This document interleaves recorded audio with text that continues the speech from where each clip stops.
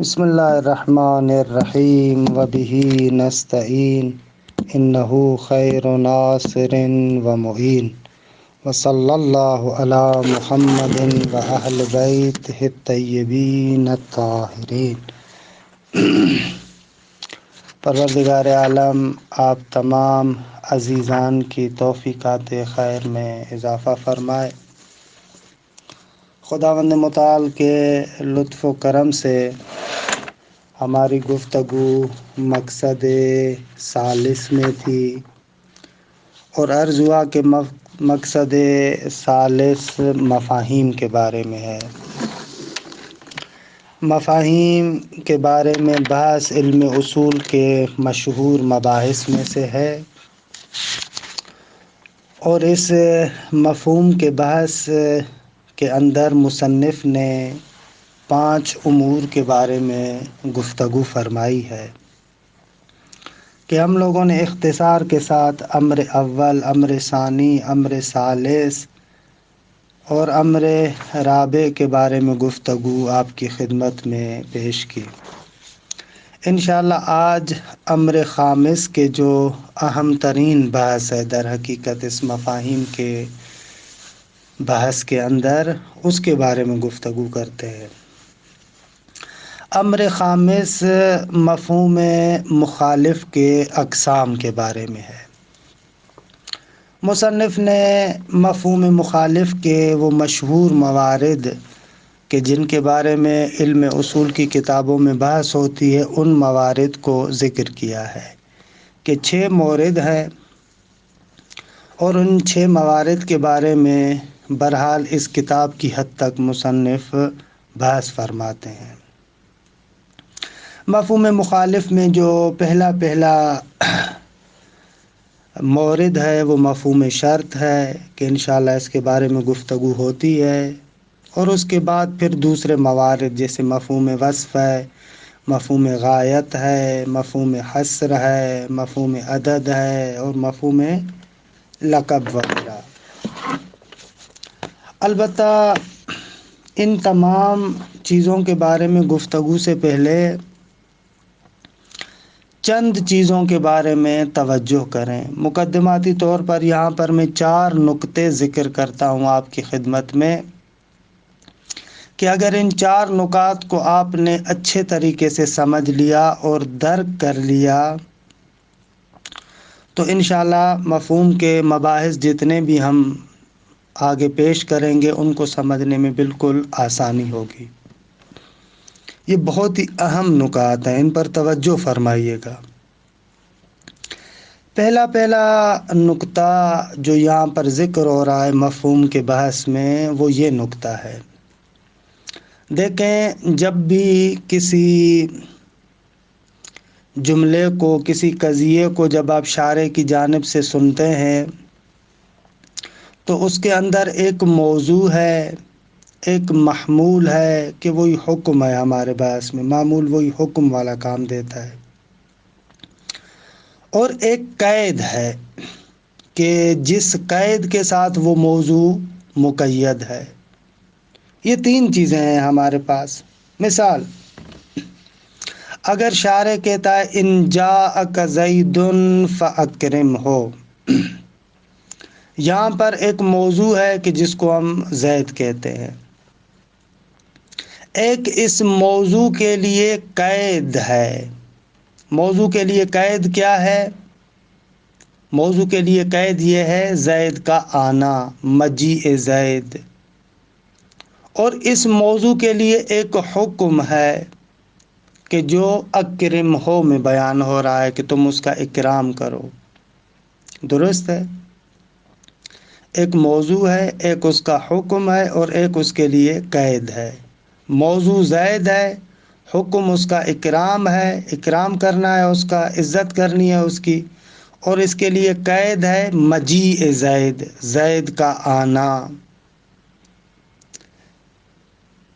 مفہوم کے بحث میں جو اہم نکتہ ہے وہ یہ نکتہ ہے کہ اس جگہ پر ہم مفہوم مخالف کی بات کر سکتے ہیں کہ جہاں پر اس قید کے ختم ہونے سے موضوع ختم نہ ہو، یعنی موضوع کے اندر یہ صلاحیت ہو کہ اس قید کے ساتھ بھی ہو سکتا ہے اور اس قید کے بغیر بھی ہو سکتا ہے،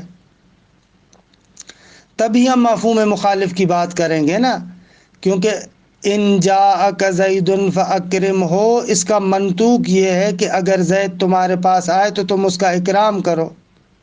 اچھا، اگر ہم کہیں اس کا مفہوم مخالف ہو تو مقصد کیا ہے؟ مفہوم مخالف ہو یعنی یہ، اگر زید تمہارے پاس نہ آئے تو تم پر اکرام واجب نہیں ہے۔ درست ہے؟ یہ اسی صورت میں ہو سکتا ہے نا جب قید کے ختم ہونے سے موضوع ختم نہ ہو جائے۔ اگر قید سے موضوع ختم ہو جائے گا تو مفہوم مخالف کی بات ہی نہیں رہے گی، بلکہ سالباب انتفاع موضوع ہو جائے گا۔ لہذا مفہوم مخالف کی بحث میں جہاں پر بھی مفہوم کی ہم بات کرتے ہیں تو اس نقطے کو مد نظر رکھیں کہ وہ جو قید وہاں پر ذکر ہو رہی ہے، حالانکہ وہ قید کبھی شرط کی صورت میں، کبھی وصف کی صورت میں، کبھی غایت کی صورت میں، کہ انشاءاللہ ہم ذکر کریں گے موارد میں، ان مختلف صورتوں میں قید آ سکتی ہے۔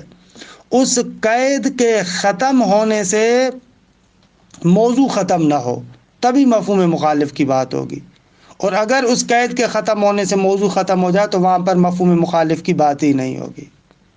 بے عبارت اخری، دوسرے لفظوں میں یوں بھی کہا جاتا ہے کہ وہ جو قید اس قضیے کے اندر ذکر ہو رہی ہے خود موضوع کو وجود دینے کے لیے نہ ہو، کیونکہ کبھی کبھار قید ایسی ہوتی ہے کہ جو موضوع کو وجود دینے کے لیے آتی ہے۔ یعنی کیا؟ یعنی اس قید کے ذریعے سے موضوع کا وجود ہوتا ہے، اگر وہ قید ختم ہو جائے تو موضوع بھی ختم ہو جاتا ہے۔ مثال دوں اس کی، ان رزقت ولدا فاختن ہو، اگر خداوند متعال تمہیں بیٹا عطا کرے تو اس کا ختنہ کروانا۔ درست ہے؟ یہاں پر ان رزقت ولدن ظاہر میں قید ہے، لیکن یہ قید ایسی قید ہے کہ جس قید کے ذریعے سے موضوع کو وجود دیا جا رہا ہے۔ یعنی اگر تمہیں بیٹا پیدا ہو، خب اگر یہ قید ختم کر دی جائے، یعنی بیٹا پیدا نہ ہو تو موضوع بھی ختم ہو جائے گا۔ لہذا اس قسم کے موارد میں مفہوم مخالف کی بات ہی نہیں ہوگی، جہاں پر قید خود موضوع کو وجود دینے کے لیے ہو، یا اصطلاح میں کہتے ہیں کہ اگر قید تحقق موضوع کے لیے ہو تو وہاں پر مفہوم مخالف کی بات نہیں ہوگی۔ مفہوم مخالف کی بات وہاں پر ہوگی جہاں پر قید کے ختم ہونے سے موضوع ختم نہ ہو۔ بعبارت اخری، آسان الفاظ میں وہ قید تحقق موضوع کے لیے نہ ہو۔ یہ پہلا نقطہ ہے کہ نہایت اہم نقطہ ہے مفہوم مخالف کی بات کو سمجھنے کے لیے۔ اچھا، دوسرا نقطہ یہ ہے کہ جو ہم کہتے ہیں مفہوم مخالف میں کہ قید کے ختم ہونے سے حکم بھی منتفی ہو جائے، اس حکم سے مراد سنخ حکم ہے، نہ کہ شخص حکم۔ یہ بھی اہم موضوع ہے کہ جس کی طرف اکثر لوگ توجہ نہیں کرتے، یہ بہت اہم نقطہ ہے۔ مفہوم مخالف کے اندر جس حکم کی نفی کی ہم بات کرتے ہیں، ہم کہتے ہیں کہ حکم ختم ہو جاتا ہے، وہ شخص سے حکم نہیں ہے بلکہ سنخ حکم کی بات کر رہے ہیں۔ یعنی کیا؟ مثال دے رہا ہوں تاکہ بات روشن ہو۔ مثلا آپ کو کہا جا رہا ہے کہ ان جاءک زید فاکرم ہو، اگر زید تمہارے پاس آئے تو تم پر واجب نہیں ہے کہ زید کا اکرام کرو۔ اچھا، اگر زید نہ آئے تو ہر عقل مند انسان سمجھتا ہے کہ اس کا اکرام واجب نہیں ہوگا۔ اس میں مگر جھگڑے کی بات ہے کیا کہ کوئی بندہ آ کر کہے کہ اگر زید نہ آئے تو پھر بھی آیا اس کا اکرام کرنا ہے یا اکرام نہیں کرنا؟ نہ، اس کے آنے کی وجہ سے جو آپ نے اس کی عزت کرنی تھی، اس آنے کی وجہ سے جو عزت کرنی تھی، اگر وہ نہیں آئے گا تو آپ وہ عزت نہیں کریں گے اس کے لیے۔ اسے کہتے ہیں شخص حکم۔ شخص حکم یعنی کیا؟ یعنی وہ حکم جو اس قید کے ساتھ مربوط ہے، جو اس قید کے ساتھ حکم مربوط ہے، اس قید کے نہ ہونے کی وجہ سے وہ حکم ختم ہو جائے گا۔ اس میں کسی کو اختلاف نہیں ہے کہ جہاں پر بھی حکم مربوط ہو قید کے ساتھ تو وہ شخص سے حکم جو اس قید کے ساتھ مربوط ہے وہ حکم ختم ہو جائے گا.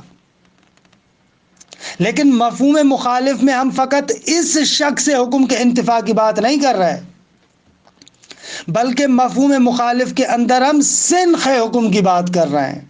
یعنی کیا؟ یعنی یہ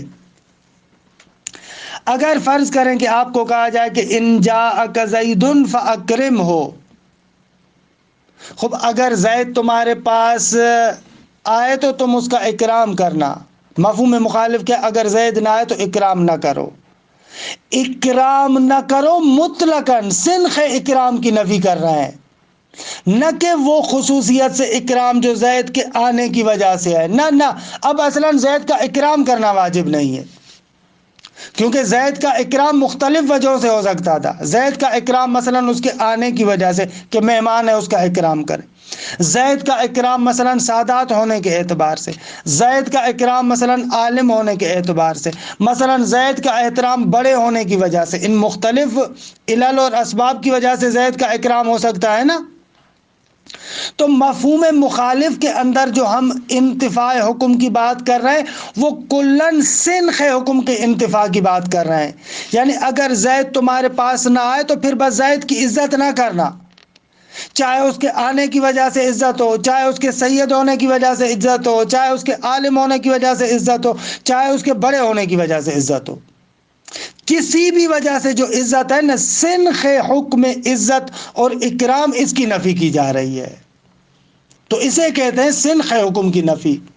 مفہوم مخالف کے اندر جو ہم بات کرتے ہیں کہ قید کے منتفی ہونے سے حکم بھی منتفی ہوتا ہے یا نہیں، یہ سنخ حکم کی نفی ہے، نہ کہ اس شخص سے حکم کی نفی کی بات کر رہے ہیں. شخص سے حکم تو ہر جگہ پر جہاں پر قید نہیں ہوگی تو وہاں پر وہ حکم نہیں ہوگا. توجہ فرمائیے گا، نہایت دقیق نقطہ ہے اور مفاہیم کے بحث میں یہی نقطہ سمجھنے والا ہے. بہت سارے لوگوں کے ذہنوں میں سوال آتا ہے آغا اگر حکم قید کے ساتھ مقید ہے تو اگر قید ختم ہوگی تو پھر تو وہ شخص سے حکم ختم ہو جائے گا، چاہے وہ قید وصف کی شکل میں ہو، چاہے وہ شرط کی شکل میں ہو، چاہے غایت کی شکل میں ہو، کسی بھی شکل میں ہو، وہ تو شخص سے حکم ختم ہو جائے گا. لیکن عزیز من، یہ تو روشن ہے، بس اس میں نہیں ہے کہ وہ شخص سے حکم ختم ہوتا ہے یا نہیں. شخص سے حکم تو ختم ہو جاتا ہے. بات ہو رہی ہے سنخ حکم کی. بعبارت اخری ان جاءک زید فاکرم ہو، اگر زید نہ آئے تو سنخ حکم اکرام اس کے لیے نہیں ہے، چاہے کسی بھی علت اور کسی بھی وجہ سے ہو. یہ بات ہم کرنا چاہ رہے ہیں مفہوم مخالف کی بحث میں. یہ دوسرا نقطہ. اچھا، تیسرا نقطہ کہ جو اس مفہوم مخالف کی بات سے پہلے سمجھنا چاہیے وہ یہ ہے کہ مفہوم مخالف کو ثابت کرنے کے لیے آپ کے لیے یہ چیز بھی روشن ہونی چاہیے کہ وہ جو قید ہے، جو جملے کے اندر قید ہے، موضوع جس کے ساتھ مقید ہے، آپ کو یہ احراز کرنا پڑے گا، آپ کو یہ معلوم کرنا پڑے گا کہ حکم فقط اسی قید کے ساتھ مخصوص ہے. یعنی حکم منحصراً مربوط ہے فقط اسی قید کے ساتھ. اس قید کے علاوہ کسی اور قید کے ساتھ یا کسی اور صفت کے ساتھ یہ حکم مربوط نہیں ہے. یعنی یہ جو آپ کہہ رہے ہیں کہ مفہوم مخالف تب ثابت ہوگا کہ جب ہم کہیں کہ قید منحصراً حکم کے لیے فقط یہی قید ہے. اگر انحصار کو ثابت نہیں کریں گے تو اس صورت میں پھر آپ مفہوم مخالف کو ثابت نہیں کر سکتے. مثال دوں تاکہ یہ مطلب روشن ہو جائے کہ کیا قاعدہ بیان کرنا چاہ رہا ہوں. یہ قاعدہ ہے، جیسے ہی کہا جا رہا ہے نا ان جاءک زید فاکرم ہو، اگر زید تمہارے پاس آئے تو تم اس کا اکرام کرو. اگر زید نہ آئے تو ہم نے کہا سنخ حکم اکرام اس کے لیے نہیں ہے. خوب، یہ آپ کب کہہ سکتے ہیں کہ سنخ اکرام زید کے لیے نہیں ہے؟ جب آپ کے لیے ثابت ہو جائے کہ زید کا اکرام فقط اس کے آنے کی وجہ سے ہے. کسی بھی اور وجہ سے اس کا اکرام نہیں ہے. جب تک اس انحصار کو آپ ثابت نہیں کریں گے آپ مفہوم مخالف میں سنخ حکم کی نفی نہیں کر سکتے. کیوں؟ اس لیے کہ اگر زید کا اکرام اس کے سید ہونے کی وجہ سے ہو تو آپ سنخ حکم کی نفی نہیں کر سکتے. اگر زید کا اکرام اس کے عالم ہونے کی وجہ سے ہو تو آپ سنخ حکم کی نفی نہیں کر سکتے. سنخ حکم کی نفی کرنا یعنی مفہوم مخالف کو ثابت کرنا یہ اس بات کے ساتھ مربوط ہے کہ آپ یہ ثابت کریں کہ حکم منحصراً مربوط ہے فقط اسی قید کے ساتھ.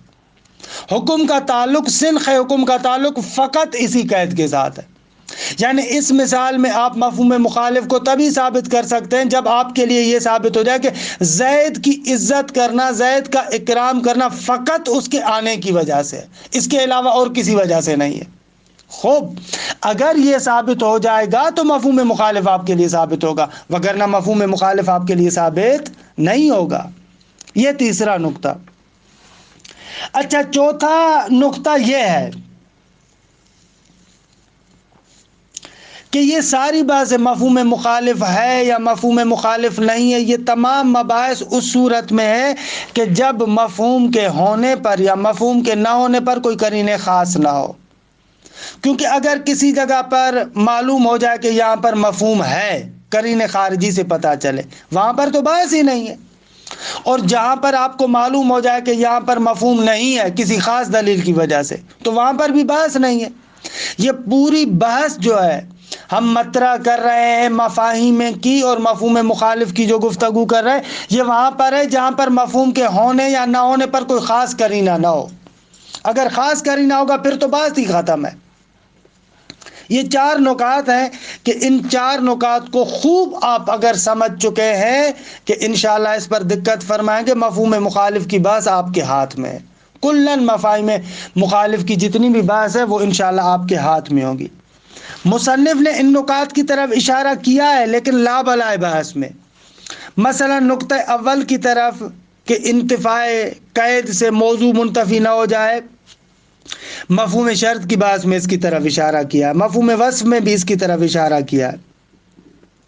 تیسرا اور چوتھا نقطہ جو ہم نے یہاں پر بیان کیا، بے بخشی دوسرا اور چوتھا نقطہ یعنی سنخ مفہوم کی بات اور قرینہ خاصہ نہ ہو، یہ جو ہم نے دوسرا اور چوتھا نقطہ بیان کیا اس کو مصنف نے مفہوم وصف کے بحث میں بیان کیا. اور جو تیسرا نقطہ ہم نے آپ کو بیان کیا کہ انحصار یہ کلام کے لابلا سے، خود بحث کے اندر سے لابلا سے یہ چیز سمجھ میں آتی ہے. باقی خصوصیت سے فوکس کر کے اس کو بیان کیا ہو ایسے نہیں ہے، لیکن بحث سے سمجھ میں آتا ہے یہ نقطہ. اگر یہ 4 نقطے سمجھ گئے کہ انشاءاللہ روشن ہو گئے ہوں گے. اب ہم آتے ہیں خود پہلے مورد کی طرف یعنی مفہوم شرط کی طرف. اچھا، جملہ شرطیہ کا آپ کو پتہ ہے، ادبیات آپ پڑھ چکے ہیں، جملہ شرطیہ کو آپ جانتے ہیں کہ جملہ شرطیہ کسے کہتے ہیں. یہاں پر بحث ہماری ہے مفہوم شرط کے بارے میں کہ آیا جملہ شرطیہ کا مفہوم مخالف ہوتا ہے یا نہیں ہوتا. قضیہ شرطیہ کا آپ کو پتہ ہے، قضیہ شرطیہ یا جملہ شرطیہ اس قضیے کو کہتے ہیں کہ جہاں پر ہم 2 جملوں کو ایک دوسرے کے ساتھ ادات شرط کے ذریعے سے جوڑتے ہیں. ادات شرط کے ذریعے سے 2 جملوں کو ایک دوسرے کے ساتھ جوڑا جاتا ہے. مثلا کہا جاتا ہے ان جاءک زید فاکرمہ. ادات شرط ان ہے، فا ہے، یہ ادات شرط ہے، ایک شرط کے لیے دوسرا جزا کے لیے. تو اس کو ہم کہتے ہیں قضیہ شرطیہ، جملہ شرطیہ جو آپ خود پڑھتے ہیں. اگر یہ ہوا تو وہ ہوگا، یہ جو آپ اردو زبان میں بھی استعمال کرتے ہیں اس کو جملہ شرطیہ کہتے ہیں. جملہ شرطیہ پر اگر آپ غور کریں تو جملہ شرطیہ میں ایک تعلیق ہوتی ہے، ٹھیک ہے، کہ ایک شے دوسری شے پر معلق ہے. اگر زید آیا تو اس کا اکرام کرو. دیکھیں تعلیق ہے، زید کا اکرام کرنا موقوف ہے کس بات پر؟ زید کے آنے پر. یہ تعلیق پائی جاتی ہے کہ علم اصول میں وہ جو جملہ شرطیہ ہوتا ہے اس کو سبب کہتے ہیں، اور جو اس کی جو جزا ہے، جواب ہے، اس کو وہی جزا یا جواب شرط بھی کہتے ہیں، مسبب بھی کہتے ہیں، حکم بھی کہتے ہیں، جو بھی آپ نام دیں. خوب ان ادات شرط میں بھی فرق نہیں کرتا کہ حرف شرط ادات شرط کوئی حرف ہے یا اسم ہے، ان ہو، اذا ہو، لو ہو، ازما ہو، انا ہو، حیثما، متا، من، مہما، لو، ایانا، اینا، ایو، ما، کہ جتنے بھی آپ ادبیات میں پڑھتے ہیں یہ دیگه ان ادات شرط میں سے کوئی بھی شرط ہو، اس کے ساتھ فرق نہیں پڑتا، کوئی بھی ہو۔ خوب آتے ہیں اب اصل بحث کی طرف۔ کہتے ہیں کہ یہ جو ہم قضایہ شرطیہ میں جھگڑا کرتے ہیں کہ آیا ان قضایہ شرطیہ یا جملات شرطیہ کا مفہوم ہے یا نہیں ہے، ظاہر سی بات ہے کہ یہ جھگڑا وہاں پر ہے جہاں پر یہ شرط تحقق موضوع کے لیے نہ ہو۔ پہلا نقطہ جو میں نے بیان کیا، یعنی شرط کو اس لیے نہ لایا گیا ہو کہ اس کے ذریعے سے موضوع کو وجود دے۔ اگر شرط موضوع کو وجود دینے کے لیے آئے تو وہاں پر تو بحث ہی نہیں ہے، کیونکہ شرط کے ختم ہونے سے موضوع ختم ہو جائے گا، موضوع ختم ہو جائے گا تو مفہوم مخالف کی بات ہی نہیں رہے گی۔ لہذا کہتے ہیں قضایہ شرطیہ جہاں پر شرط تحقق موضوع کے لیے ہو وہاں پر مفہوم اصلاً ہوتا ہی نہیں ہے، کیونکہ موضوع ہی باقی نہیں ہے۔ لہذا یہ جو ان رزقت ولدن فختن ہو یہ اصلاً ہمارے محل بحث سے باہر ہے، بلکہ بحث اور نزاع وہاں پر ہے جہاں پر شرط موضوع کے لیے قید ہے۔ یعنی اس طریقے سے نہیں ہے کہ اگر یہ شرط ختم ہو جائے تو موضوع ختم ہو جائے، نہ، شرط کے ختم ہونے کے باوجود بھی موضوع باقی رہتا ہے۔ وہاں پر یہ ہماری گفتگو ہے کہ شرعی مثال دوں ایک، اذا کان الماء قدر کرین لم ينجسه شیء، روایت ہے کہ اگر پانی کر کے مقدار میں ہو تو اس کو کوئی شے نجس نہیں کرے گی جب تک کہ اس کا رنگ، بو، ذائقہ تبدیل نہ ہو۔ تو اب یہاں پر دیکھیں جو پانی ہے یہ موضوع ہے، اس کو مقید کیا کس کے ساتھ؟ اذا کان الماء قدر کرین، اگر پانی کر نہ ہو تو اس کا مقصد یہ نہیں ہے کہ پانی بھی ختم ہو جائے گا، نہ، پانی باقی رہے گا۔ اچھا جب پانی باقی رہے گا تو اب یہاں پر بحث ہے کہ آیا اس روایت کا مفہوم ہے یا نہیں ہے۔ روایت کا مفہوم ہوگا یعنی کیا؟ یعنی اگر پانی کر کی مقدار سے کم ہوگا تو وہ نجاست کی ملاقات سے نجس ہو جائے گا۔ اور اگر ہم مفہوم مخالف کو نہ مانیں، یعنی ہم کہیں اس جملے کا مفہوم نہیں ہے، تو پھر کہیں گے کہ یہ جملہ فقط اس نقطے کو بیان کر رہا ہے کہ اگر پانی کر کی مقدار میں ہوگا تو ملاقات نجاست سے نجس نہیں ہوگا، لیکن آیا کر کی مقدار سے کم ہو تو ملاقات نجاست سے نجس ہوگا یا نہیں ہوگا، یہ ہمیں اس روایت سے نہیں معلوم ہوتا اگر مفہوم مخالف کو ہم نہ مانیں اور مفہوم شرط کو نہ مانیں۔ یہ پہلا نقطہ۔ اس کے بعد آتے ہیں، کہتے ہیں کہ اگر آپ جملہ شرطیہ کے مفہوم کو ثابت کرنا چاہتے ہیں تو دو مقامات پر بحث ہوگی، ایک مقام ثبوت اور ایک مقام اثبات۔ مقام ثبوت میں ہم ان نکات کو بیان کرنا چاہتے ہیں کہ جن نکات کا ہونا ضروری ہے، جب تک وہ نکات نہیں ہوں گے تب تک آپ قضیہ شرطیہ کے بارے میں نہیں کہہ سکتے کہ اس کا مفہوم ہے یا نہیں ہے۔ ان چیزوں کا ہونا ضروری ہے۔ پہلا نقطہ، جملہ شرطیہ کے مفہوم کے لیے ضروری ہے کہ جزا اور شرط کے اندر ملازمہ ہونا چاہیے۔ مجھے یاد ہے آپ نے منطق میں پڑھا تھا کہ قضیہ شرطیہ کی دو قسمیں، ایک قضیہ شرطیہ لزومیہ اور ایک قضیہ شرطیہ اتفاقیہ۔ یعنی آپ قضیہ شرطیہ کو دو قسموں میں تقسیم کرتے تھے، متصلہ اور منفصلہ، پھر متصلہ کے بارے میں آپ کہتے تھے یا لزومیہ ہے یا اتفاقیہ ہے۔ لزومیہ وہاں پر ہوتا ہے جہاں پر مقدم اور تالی کے درمیان حقیقت میں ملازمہ ہو، حقیقت میں تلازم ہو، اور اتصالی اتفاقی اس قضیے کو کہتے ہیں کہ جہاں پر مقدم اور تالی کے درمیان حقیقت میں ملازمہ نہیں ہے، صرف اتفاق ہے۔ مثلا آپ کہتے ہیں کہ جب بھی میں درس کو شروع کرتا ہوں تو باہر مثلا موٹر کی آواز آنا شروع ہو جاتی ہے، حالا اتفاق ہے، جب بھی آپ نے درس کو شروع کیا باہر سے موٹر سائیکل کی آواز آتی ہے، یہ قضیہ اتفاقیہ ہے، درست ہے۔ تو قضیہ شرطیہ کی گفتگو یا قضیہ شرطیہ کے مفہوم کے بارے میں بات وہاں پر ہوگی جہاں پر اس جزا اور شرط کے مابین ملازمہ ہو، یعنی قضیہ شرطیہ متصلہ لزومیہ ہو، اتفاقیہ کی بات نہیں کر رہے، یہ ہونا چاہیے۔ دوسرا، یہ تلازم بھی اسباب ترتب ہو۔ دیکھیں تلازم کہاں پر ہوتا ہے؟ دو چیزیں لازم ملزوم کہاں پر بنتی ہیں؟ وہاں پر منطق میں ہم بچوں کو بتاتے ہیں کہ تلازم کی 3 صورتیں، اس طریقے سے کہ مقدم تالی کے لیے علت ہو، مقدم معلول و تالی علت ہو، اور دونوں معلول و علت ثالثہ کے۔ ان 3 موارد میں تلازم ہوتا ہے، کیونکہ عقلی طور پر تلازم اور لزومیت فقط وہاں پر ہے جہاں پر علیت کا رشتہ ہے، علت و معلول کا رشتہ ہوتا ہے، وہاں پر تلازم ہے، کیونکہ علت تامہ سے معلول جدا نہیں ہو سکتا۔ درست ہے، اگر علت تامہ ہے تو معلول کا ہونا ضروری ہے، اگر معلول ہے تو اس کا مقصد یہ ہے کہ اس کی علت تامہ موجود ہے۔ نہیں ہو سکتا کہ علت تامہ ہو لیکن معلول نہ ہو، نہیں ہو سکتا کہ معلول ہو لیکن اس کی علت نہ ہو، کہ انشاءاللہ فلسفے میں پڑھیں گے آپ، یا الحمدللہ پڑھ چکے ہیں۔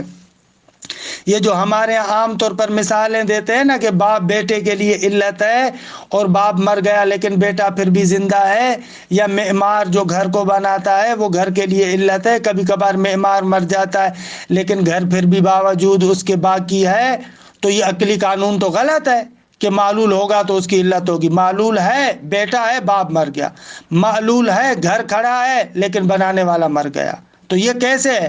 تو اس کا فلسفے میں جواب دیتے ہیں کہ بابا باپ بیٹے کے لیے علت نہیں ہے، علت تامہ نہیں ہے، اور نہ ہی معمار گھر کے لیے علت تامہ ہے، کہ یہ فلسفے میں آپ پڑھتے ہیں کہ یہ علت اعدادی ہے، معد ہے، نہ کہ علت ہے۔ بہرحال اس کی طرف جانا مقصود نہیں ہے، مقصود یہاں پر یہ ہے کہ ترتب وہاں پر ہوتا ہے جہاں پر علیت اور معلولیت کا رشتہ ہو۔ آغا جان، یہ مفہوم مخالف قضیہ شرطیہ میں اسی وقت آپ کہہ سکتے ہیں کہ جب ان کے درمیان علت اور معلول کا رشتہ ہو، یعنی شرط علت و جزا کے لیے۔ تلازم اور ترتب بھی اس طریقے سے ہو کہ شرط علت و جزا کے لیے، یعنی ان جاءک زید فاکرم ہو، اکرام کی علت زید کا آنا ہے، یہ اس طریقے کا تلازم ہو۔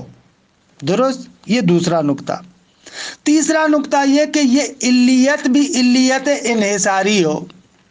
آغا جان یہ بھی ہم فلسفے میں پڑھتے ہیں کہ علت یا علت منحصرہ ہے یا علت غیر منحصرہ ہے۔ مثلا روشنی کے لیے ایک مرتبہ آپ کہتے ہیں کہ روشنی کے لیے علت سورج ہے، واقعاً سورج کی وجہ سے روشنی ہو جاتی ہے۔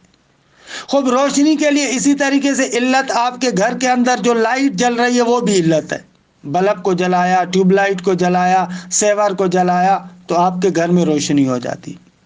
پس روشنی معلول ہے، اور اس معلول کی علت منحصر نہیں ہے فقط سورج میں، روشنی چاند سے بھی ہو سکتی ہے، روشنی ستارے سے بھی ہو سکتی ہے، روشنی سورج سے بھی ہو سکتی ہے، روشنی بلب سے بھی ہو سکتی ہے۔ اس کو کہتے ہیں علت غیر منحصرہ۔ یہ ہماری بحث، ہم جو کہہ رہے ہیں کہ مفہوم شرط آیا مفہوم رکھتا ہے یا نہیں، اس کے لیے تیسری شرط یہ ہے کہ اس کے اندر جو شرط آپ جزا کے لیے اور حکم کے لیے علت قرار دیتے ہیں وہ علت بھی علت منحصرہ ہو، یعنی اس جزا کی علت فقط یہی شرط ہے، اس شرط کے علاوہ کوئی اور چیز اس جزا کے لیے شرط علت نہ ہو۔ درست ہے؟ مثال ان جاءک زید فاکرم ہو، صحیح ہے، اس اکرام کی علت منحصرہ زید کا آنا ہو، اس کے علاوہ کوئی اور علت نہ ہو۔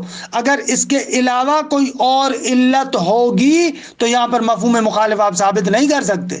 خوب کیوں مفہوم مخالف ثابت نہیں ہو سکتا؟ اس لیے کہ اگر اس شرط کے منتفی ہونے سے ہم سنخ حکم کو منتفی کرنا چاہتے ہیں تو تمام علتوں کو ختم کرنا پڑے گا، یعنی ثابت کرنا پڑے گا کہ اس کے اکرام کی کوئی بھی علت نہیں ہے۔ یہ تبھی ہو سکتا ہے نا جب ہم کہیں کہ یہ جو شرط یہاں پر بیان ہو رہی ہے یہی علت مناظرہ ہے۔ اگر یہ علت نہیں ہے اس کا مقصد یہ ہے کہ جزا نہیں ہے۔ ان 3 نکات کو ثابت کریں گے تو مفہوم شرط ہوگا، اگر ان کو ثابت نہیں کریں گے تو مفہوم شرط نہیں ہوگا۔ اچھا، عبارت کی طرف ہم وقت بھی گزر گیا۔ الامر الخامس اقسام و مفہوم المخالف، کہتے ہیں کہ 5واں امر مفہوم مخالف کے اقسام کے بارے میں۔ اعلم، جان لو، ان الموارد التي وقعت محل النزاع من مفہوم المخالف عبارت عما یلی، وہ موارد کے جن موارد کے مفہوم مخالف میں محل نزاع واقع ہوا ہے وہ مندرجہ ذیل ہے، عبارت ہے یعنی نام ہے اما یلی مندرجہ ذیل کا۔ اما یلی یعنی اے ما یقع بعدہ، اس کے بعد جو واقع ہونے والے، کہ جس کو آپ اردو میں کہتے ہیں مندرجہ ذیل یا بعض کہتے ہیں مندرجہ ذیل۔ خوب یہ کون سے مفہوم شرط ہے، مفہوم وصف ہے، غایت ہے، حصر ہے، عدد ہے اور لقب ہے۔ وَإِلَيْكَ التفصیل، آپ کے سامنے ابھی تفصیل پیش کرتے ہیں۔ الاول مفہوم الشرط، وَاعْلَمْ جان لو، ان النزاع فی وجود المفاہیم فی القضایا شرطیہ، فرماتے کہ نزاع اور جھگڑا قضایا شرطیہ میں ان کے مفہوم کے ہونے کے بارے میں انما ہوا فیما، یہ فقط اور فقط وہاں پر ہوگا اذا عد القید شیئا زائدا علی الموضوع، جب وہ قید موضوع کے علاوہ کوئی شے ہو، یعنی ایسے نہ ہو کہ قید موضوع کو تحقق دینے اور موضوع کو وجود دینے کے لیے آئی ہو، وہی نقطہ اول۔ وَتَكُونُ الْجُمْلَةُ مُشْتَمِلَةً عَلَى مَوْضُوعٍ وَمَحْمُولٍ وَشَرْطٍ، یعنی دوسرے لفظوں میں وہ جملہ شرطیہ ایسا ہو کہ جس میں موضوع ہو، محمول ہو، معمول یعنی حکم، اور شرط ہو۔ فَيَقَعُ النِّزَاعُ حِينَئِذٍ فِي دَلَالَةِ الْقَضِيَّةِ الشَّرْطِيَّةِ، پھر اس صورت میں یہ نزاع اور جھگڑا ہوگا کہ آیا قضیہ شرطیہ دلالت کرتا ہے علی انتفاء المحمول، کہ یہ محمول منتفی ہے، یعنی اکرام واجب نہیں ہے، یعنی حکم نہیں ہے، عن الموضوع، موضوع سے یہ حکم اور معمول منتفی ہے، عند انتفاء الشرط، جب یہ شرط اور قید نہ ہو۔ اگر زید نہ آئے تو پھر اکرام واجب نہیں ہوگا یا ہوگا، عند انتفاء الشرط وعدمها، یعنی فی دلالت القضیت الشرطیہ، وعدمها یعنی عدم دلالت، آیا قضیہ شرطیہ اس بات پر دلالت کرتا ہے کہ شرط کے منتفی ہونے سے محمول یعنی حکم موضوع سے منتفی ہو جائے گا، یا اس پر دلالت نہیں کرتا۔ مثل قولہ علیہ السلام، جیسے مولا کا قول ہے اذا کان الماء قدر قرین لم ينجسه شیء، اگر پانی قر کی مقدار میں ہو تو اس کو کوئی بھی چیز نجس نہیں کرے گی۔ فہناک موضوع وهو الماء، یہاں پر موضوع ہے جیسے ماء یعنی پانی، ومحمول، محمول یعنی وہی حکم، وهو العاصمیۃ یعنی اس کا پاک ہونا، معتصم ہونا، نجس نہ ہونا، کہ جس کو روایت میں بیان کیا گیا لم ینجس ہو، صحیح ہے، یہ حکم ہے اور معمول ہے۔ وشیء آخر باسم شرط، اور اس قضیے کے اندر ایک اور چیز ہے کہ جس کو آپ شرط کہتے ہیں، اعنی القریہ، وہ اس پانی کا قر کی مقدار میں ہونا۔ فَإِنْدَ انتفاء الشرط، اگر قریت ختم ہو جائے، شرط ختم ہو جائے، یبقى الموضوع یعنی پانی باقی رہے گا بحالہ اپنی حالت پر، بخلاف القضایا التي يعد الشرط فيها محققا للموضوع، برخلاف ان قضایا کے کہ جن قضایا میں شرط شمار ہوتی ہے موضوع کو وجود دینے والی، موضوع کے تحقق کے لیے شرط ہے، من دون تفکیک بین شرط والموضوع، وہاں پر شرط اور موضوع میں کوئی تفکیک نہیں ہے، وہی شرط ہے جو موضوع ہے، جو موضوع ہے وہی شرط ہے۔ بل یکون ارتفاع الشرط ملازما لارتفاع الموضوع، بلکہ وہاں پر شرط کا ختم ہونا ملازمہ رکھتا ہے کہ موضوع بھی ختم ہو گیا۔ اگر اس طریقے سے ہو فَهِيَ خَارِجَةٌ عَنْ مَحَلِّ النِّزَاعِ، یہ ہمارے محل بحث سے باہر ہے۔ كَقَوْلِهِ إِنْ رُزِقْتَ وَلَدًا فَاخْتِنْهُ فَهَذِهِ الْقَضَايَا فَاقِدَةٌ لِلْمَفْهُومِ، خود اگر بیٹا ہی نہیں ہوگا تو ختنے کا ہونا یا نہ ہونا موضوع مفقود ہے۔ فَإِنَّ الرِّزْقَ ہونا، بیٹے کا ہونا، لَيْسَ شَيْئًا زَائِدًا عَلَى نَفْسِ الْوَلَدِ، اس بیٹے کے علاوہ تو کوئی چیز نہیں، بیٹے کا پیدا ہونا اور بیٹا ہونا یہاں پر ایک ہی چیز ہے، کوئی دو چیزیں تو نہیں ہیں۔ ان دلالت الجملۃ الشرطیہ علی المفہوم لا تتم الا اذا ثبتت الامور الثلاثۃ التالیہ، کہتے ہیں کہ جملہ شرطیہ کی دلالت مفہوم پر تام نہیں ہوگی مگر یہ کہ نیچے دیے ہوئے تینوں امور ثابت ہو جائیں۔ مفہوم کا معنی کر رہے ہیں بریکٹ میں، یعنی انتفاء الجزاء لدا انتفاء الشرط، شرط کے منتفی ہونے سے جزا بھی منتفی ہو جائے۔ اچھا وہ تینوں امور کون سے ہیں؟ یہ ہیں: امر اول وجود الملازمت بین الجزاء والشرط فی القضیہ، آگا یہ قضیہ شرطیہ اتصالیہ لزومی ہونا چاہیے، ملازمہ ہونا چاہیے جزا اور شرط میں، جزا اور شرط کے مابین قضیے کے اندر، قضیے کے اندر جو جزا اور شرط ان میں ملازمہ ہو، لزوم ہو، بأن لا يكون من قبیل التقارن الاتفاقی بصورت جزئیہ، یعنی قضیہ شرطیہ اتفاقیہ نہ ہو، ایسے نہ ہو کہ یہ تقارن اتفاقی ہو، اتفاقی آپس میں مل گئے ہوں، بصورت جزئیہ جزئی طریقے سے اتفاقی طور پر ملے ہوں، نہ کا خروج زید من المجلس، جیسے ہی زید در سے نکلا، مقارنا مع دخول امر فیہ، زید نکل رہا ہے امر داخل ہو رہا ہے، خوب یہ دیکھیں اتفاق ہے، دونوں میں تلازم تو نہیں ہے، لزومیت تو نہیں ہے کہ زید کے نکلنے کا لازمہ یہ ہے کہ امر داخل ہو، نہ اتفاق ہے یہ۔ فإن التقارن من باب الاتفاق، یہ جو تقارن ہے اس کا نکلنا اور اس کا داخل ہونا یہ اتفاقی ہے۔ وَلِأَجْلِ ذَلِكَ يَحْصُلُ الْإِنفِقَاقُ بَيْنَهُمَا كَثِيرًا، اسی لیے ان کے مابین بہت زیادہ انفقاق بھی ہوتا ہے، بہت مرتبہ ہوتا ہے زید نکلتا ہے لیکن امر نہیں آتا، بہت مرتبہ ایسے ہوتا ہے کہ زید بیٹھا ہوا ہے اور امر بھی داخل ہوتا ہے، قضاء اتفاقیہ تو ایسے ہی ہے۔ پس قضیہ شرطیہ مفہوم شرط کی بات وہاں پر ہے جہاں پر یہ اتفاق نہ ہو۔ دو، ان یکون التلازم من باب الترتب، آگا یہ تلازم بھی اسباب ترتب ہو، ترتب ہو یعنی کیا؟ اے ترتب التالی علی المقدم، تالی یعنی وہی جزا، مقدم یعنی وہی جملہ شرطیہ، کیا آپ پڑھتے ہیں؟ یہ منطق کا نام ہے کہ قضیہ شرطیہ میں جو پہلا حصہ ہے اس کو مقدم کہتے ہیں، دوسرے حصے کو تالی کہتے ہیں۔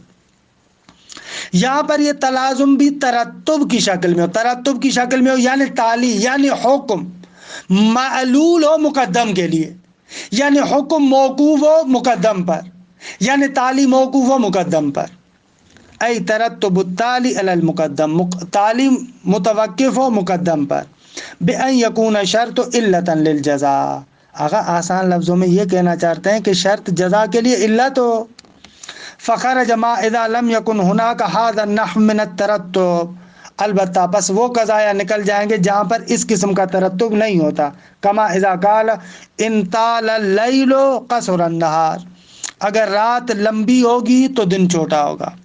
خوب یہ ترتب تو نہیں ہے نا کہ تالی معلول ہو شرط کے لیے، نہ ایسے نہیں ہے۔ یا مثلا آپ یوں بھی کہہ سکتے ہیں اذا قصر النہار طال اللیل، اگر دن چھوٹا ہوگا تو رات بڑی ہوگی۔ خوب یہاں سے پتہ چل رہا ہے کہ مقدم تالی کے لیے علت نہیں ہے، کیونکہ برعکس بھی آپ کر سکتے ہیں۔ فلیس بینہما ترتب، ان دونوں کے درمیان ترتب نہیں ہے، لکونہما معلولین لعلت ثالثہ، بلکہ یہاں پر ترتب اس وجہ سے قضائے لزومیہ میں سے ہے، لیکن ترتب یہاں پر کس وجہ سے؟ یہاں پر ترتب ہے کہ یہ دونوں معلول ہیں علت ثالثہ کے لیے۔ اچھا وہ علت ثالثہ کیا ہے؟ کوئی زمین کی جو سورج کے گرد حرکت ہے، یہ حرکت الارض حول الشمس، زمین کی حرکت سورج کے گرد، یہ علت ہے، ٹھیک ہے، اور یہ دونوں معلول ہے، رات کا لمبا ہونا اور رات کا چھوٹا ہونا۔ تین، ان یکون الترتب علیاً انحصاریاً، اگر ترتب و تالی مقدم پر موقوف ہو، مقدم تالی کے لیے علت ہو لیکن علت منحصرہ ہو، ومعنى الانحصار عدم وجود علت اخرى تقوم مقام الشرط، انحصار کا مقصد یہ ہے کہ شرط کے علاوہ کوئی اور علت نہ ہو جو اس شرط کی جگہ پر آ سکتی ہو، نہ تالی کے لیے فقط یہی شرط علت ہو۔ فالقائل بالمفہوم لا محیص له الا من اثبات هذه الامور الثلاثه، جو بندہ مفہوم کا قائل ہے اس کو کوئی چارہ نہیں ہے مگر یہ کہ ان تینوں اموروں کو ثابت کرے، ویکفی للقائل بالعدم منع واحد منها، اور جو مفہوم کا منکر ہے تینوں میں سے کسی بھی ایک کا انکار کرے گا تو کافی ہے۔ کیوں؟ اس لیے کہ اگر کوئی ایک بھی ہوگا تو مفہوم نہیں رہے گا۔ اچھا، اب دوسری بات ہماری یہ ہوگی کہ جو کل کے جلسے میں بیان کریں گے کہ آیا جملہ شرطیہ کے اندر یہ تینوں امور پائے جاتے ہیں یا نہیں پائے جاتے، کہ انشاءاللہ جلسے آئندہ میں